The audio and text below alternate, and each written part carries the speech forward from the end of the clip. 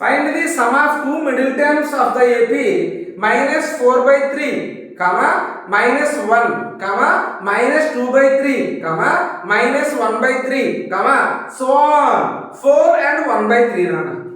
Right ఆడు some of the middle terms అన్నాడంటే ఎన్ value ఖచ్చితంగా ఈవెన్ నెంబర్ రావాలన్న.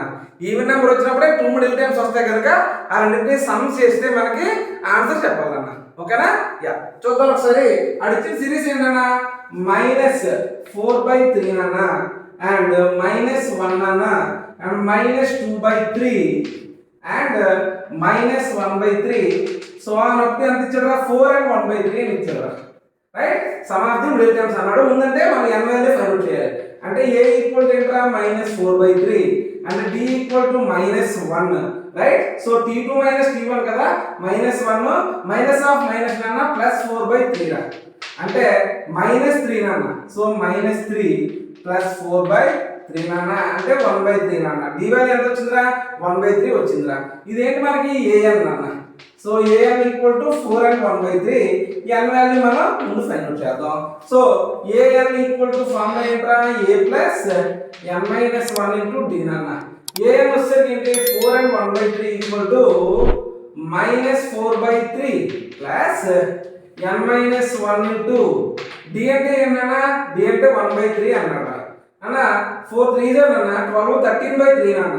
రైట్ సో 13 by 3 అన్న మైనస్ 4 by 3 ని తీసుకొస్తే ప్లస్ 4 by 3 రా plus 4 by 3 equal to n minus 1 into 1 by 3 అన్న.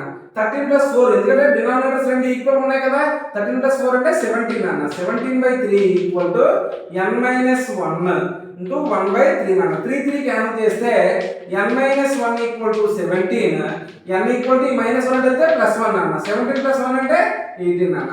n అనేది ఏమొచ్చిందిరా ఈవెన్ నెంబర్ అనేది వచ్చిందిరా. అప్పుడు మనం మిడిల్ టర్మ్స్ ఎలా క్యాలిక్యులేట్ చేస్తామన్నా సో 18 by 2 ఒకటి అండ్ 18 by 2 ప్లస్ 1 ఒకటి అంటే 9 ఒకటి 9 ప్లస్ 1 అన్న 10 ఒకటి అంటే మనం 9th టర్మ్ 10th టర్మ్ రెండింటిని యాడ్ చేయాలి. అప్పుడు వస్తుందిరా మనకి. సో a9 అన్న a9 వచ్చేసరికి a ప్లస్ 8d రా.